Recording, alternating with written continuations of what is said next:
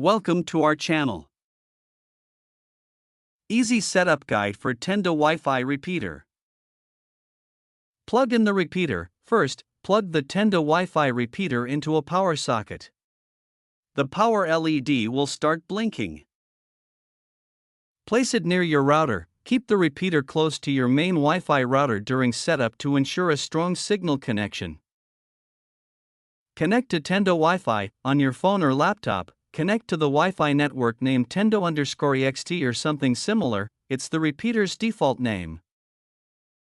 Open the setup page. Open any browser and type 192.168.0.254 or retenda.cn in the address bar and press enter. Log into the setup page. You'll see a login page. Enter admin for both username and password, then click login.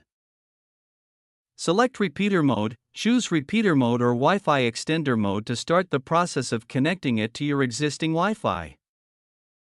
Scan for available networks. The repeater will scan and show a list of nearby Wi-Fi networks. Select your home Wi-Fi from the list.